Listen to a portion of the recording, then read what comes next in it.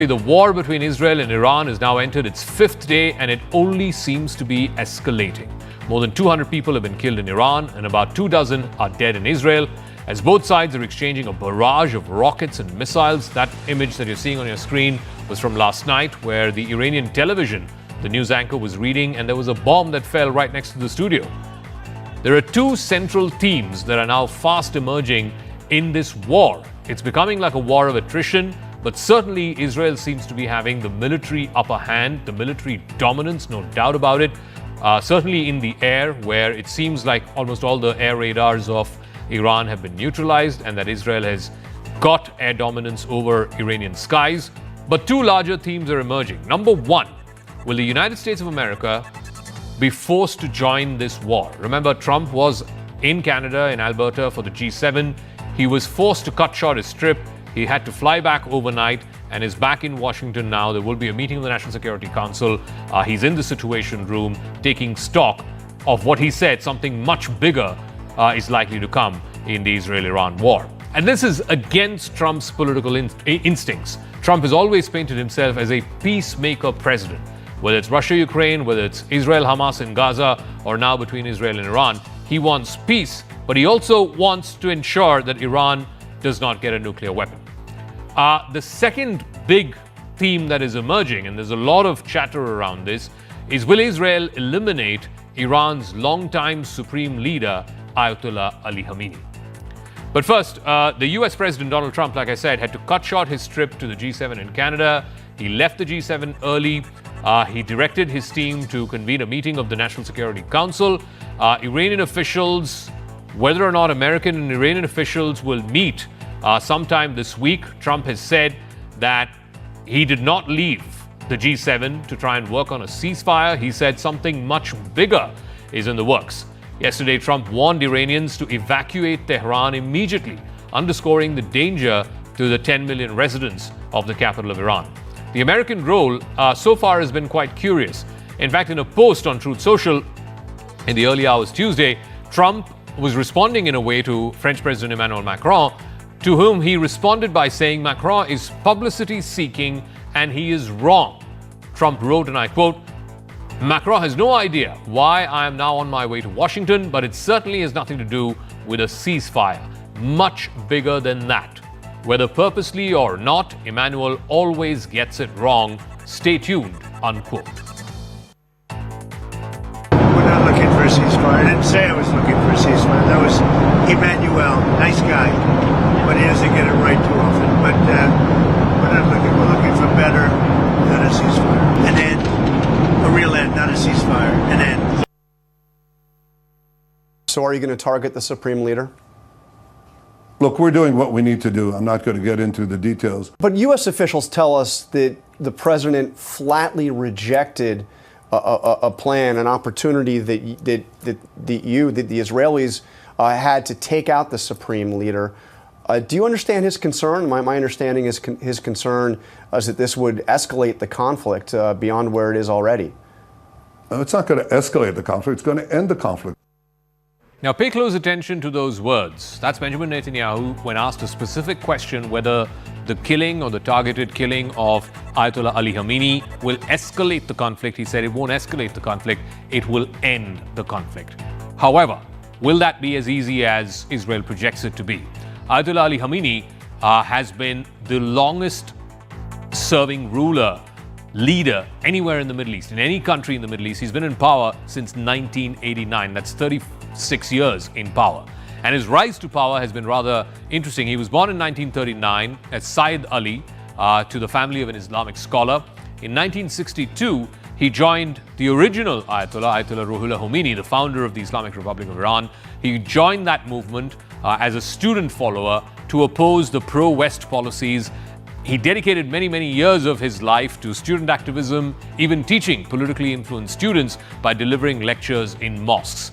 In 1976, he was exiled for 3 years, but he returned before the Islamic Revolution that happened in 1979. And then, of course, in 1981, he became the president of Iran after Muhammad Ali Rajai was assassinated. In 1985, he was re-elected as Iran's presidential office, and in 1989, Ayatollah Khomeini dismissed Ayatollah Monzari as his political successor, giving the position instead to Ayatollah Khamenei. In the 2000s, he strongly supported Iran's nuclear program. In fact, Iran and Iraq went to war as well. And he is the one who came up with the whole death to America and forever war sort of constructs that are now almost foundational to the Iranian regime. As the Israel-Iran tensions continue to simmer, the question remains, will the United States get involved?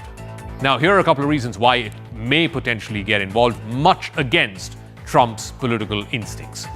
A, to protect Israel's security, to deter Iran escalating this. Remember, this entire thing was started by Israel as a preemptive strike to prevent Iran from getting a nuclear weapon, which they believe, and their intel seems to suggest, Iran was just days away from getting to weapons-grade uranium.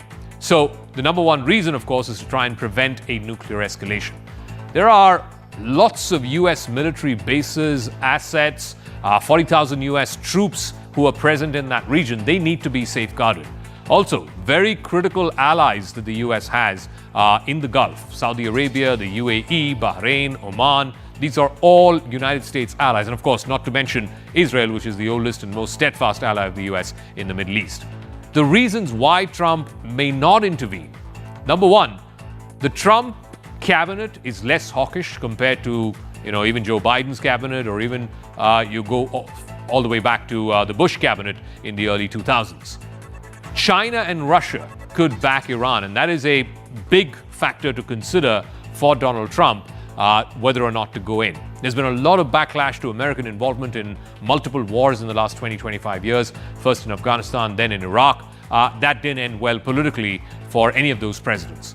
There are also congressional limits on action. Constitutionally speaking, the President of the United States has to take congressional approval before he authorizes American personnel to be sent to war. There is a risk of wider regional conflict. If America gets dragged in to an Israel-Iran conflict, who's to say it's going to stop there? Like I said, China and Russia could back Iran, and this could become a prolonged war of attrition. The public, the United States public, and here's where it gets even more curious for Trump, his MAGA base, the Make America Great Again base, itself is divided to getting involved in such costly wars. Numerous Trump acolytes and Trump supporters like Tucker Carlson, Steve Bannon, Marjorie Taylor Greene, they've all publicly opposed America entering this war. All right, many questions. Trump cutting short his visit from the G7, flying back overnight to Washington, D.C. There's a National Security Council meeting as well. The Situation Room has been readied. Let's try and go across to Julia Benbrook, CNN White House correspondent, who's now joining us. So Trump cutting short his trip to the G7 in Canada, flying back overnight, even commenting on social media that something big is about to happen. Do we know what? Well, President Donald Trump is back at the White House this morning. He arrived here just a couple of hours ago after deciding to leave the G7 summit in Canada early. Now, he was slated to stay there until later this evening, but he told reporters that as that ongoing conflict between Israel and Iran continues to escalate, that he needed to get back to Washington as soon as he could. The White House confirmed his early departure, saying that he was leaving early, quote, because of what's going on in the Middle East.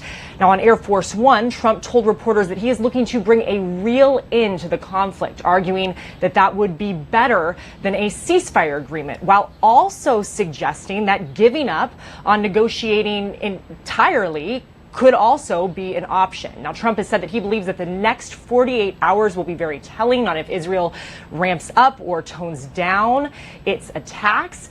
Now, it's important to note that even at the G7, there was a little bit of pushback between leaders, as Trump originally suggested that he would not sign on to a joint statement calling for the de-escalation of hostilities between Israel and Iran. But those G7 leaders did put out a statement calling for a resolution that appeared to have Trump's support. In fact, an official familiar with the matter said that that statement did have his blessing. The big question, Julia, is will the United States get involved in this war between Israel and Iran? And how does this sit politically with President Trump, who's always positioned himself as a peacemaker president? That is the big question, and it still remains to be seen if the U.S. will become more involved in any way in this conflict. We do know that Trump has called on his national security team to convene in the Situation Room today. This came after he posted on his social media site, True Social, calling for the millions of people in Tehran to evacuate immediately, and it's still unclear what led him to issue that type of a warning. I was here at the White House yesterday as well, and a member of our team saw some national security advisors, officials arriving here, potentially for some types of meetings while Trump was still at the G7 as well. Is there any further information of any possible meeting between American and Iranian officials later this week? There was one that was supposed to happen on Sunday, but that got cancelled because of this ongoing conflict. We're still closely monitoring any sort of advancement when it comes to this potential meeting, but we have heard from the president himself now, again, posting on his social media site, saying that he has not reached out to Iran in any way, shape, or form, and that any reports that have said so were, quote, fabricated. Now, this came after a person familiar with the matter said that Trump had directed members of his team to attempt a meeting with Iranian officials as soon as possible. All right, Julia Benbrook, reporting from the White House tonight for us. Thank you very much for joining us from Washington, D.C. I want to go across to Mr. Ori Goldberg. He's an Israeli academic who's now joining us, a political commentator. I just want to ask you, when Netanyahu was asked why if Israel were to kill the supreme Iranian leader, why the situation wouldn't escalate, and he said it won't escalate, it will end. Today, Israel Katz, who's the defense minister, said that Ayatollah could meet the same fate as Saddam Hussein. Why does Israel want to kill the longest ruler in the Middle East? Forget about the longest ruler in Iran. Israel doesn't know what it wants. Both the prime minister and the minister of defense are closer to mafia dons than they are to leaders of a country. Netanyahu obviously would not address details, and the minister of defense has been parroting Netanyahu for many long weeks, ever since he became minister. Israel, what it does best, its classic modus operandi in conflicts like these is assassinations. It did that in Lebanon with Hassan Nasrallah, the head of Hezbollah. It did that in Gaza, and still doing that in Gaza. Israeli media constantly presents fallen Hamas, quote-unquote, senior leaders. Israel killed 5 regimental commanders of the same district in Hamas over a period of 2 weeks. That is Israel's only measure of success. Israel has not been able to hit Iran's nuclear program significantly. And obviously, when Israel thinks about regime change, it thinks about killing the man who is in charge right now. Once again, this is a demonstration of the perennially tactical mindset that Israel employs, even in such conflicts that may appear apocalyptic and all-engrossing. The Israeli mind is very tactical, very much mission-oriented. Killing the supreme leader of Iran would spell success in an Israeli book. But would Mr. Goldberg, really mean success? there is a, I don't know. If I may, there is a qualitative difference between killing Hassan Nasrallah and Yahya Sinwar and killing an Ayatollah Ali Khamenei. He's the sovereign head of a state. The consequences will also be extremely different. Will they? Israel doesn't seem to think so. Israel violated Iranian sovereignty without so much as the blink of an eye. There's absolutely nothing preemptive about the Israeli strike that I think is in broad consensus, both among legal scholars and among political pundits.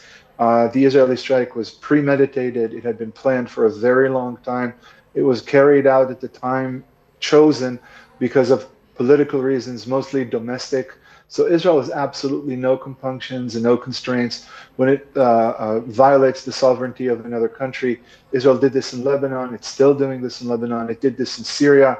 There's no reason to assume it can't do so in Iran. And in fact, the Israeli security strategy seems to be ensuring total impunity for Israel, regardless of the scope or severity of its actions. But would it also be, and I'm sorry I'm interrupting, would it also be, just to take off from what the Prime Minister said in the interview yesterday to one of the American networks, that this is a regime, a ruler who for the last 40 years has been terrorizing Israel, on whose watch Iran has pledged death to America and death to Israel and the forever war. So he believes that Iran and its regime is probably at its weakest in the last 40 years. And he's going for the kill. Be that as it may, that still doesn't make Israel conform to international law as it does this. And again, with all due respect to Prime Minister Netanyahu, his adamant attempts to claim that this was a preventive strike, even he himself rebuffed them by saying that Iran might have the potential to build nuclear bombs, that Iran has been talking about, that Iranians have intentions. Preventive strikes require an element of urgency. Preventive strikes are legitimate in international law. If one's enemy is threatening to imminently do real damage to oneself, to attack, to kill, whatever. Iran was doing nothing of the sort. Iran does not possess nuclear weapons. Israel, according, again, to a broad variety of reports, possesses dozens, if not hundreds, of nuclear devices deliverable on a broad variety of platforms. But none of it declared, none of it openly declared. But anyway, that's very true. But who's been terrorizing who? Israel and Iran have been waging a coldish war for more than 15 years now. For the prime minister to come and stand and to appear innocent and say, well, it's our God-given right, it is very far from being a God-given right. All right, we'll leave it at that, Mr. Goldberg. Thank you very much for joining us with your thoughts and perspective. We will keep an eye out on how this plays out. The million-dollar question, of course, is, at least from an American point of view, will the United States be forced to enter this war? Network 18 decimates Times Internet with over 6 times more unique users on social media.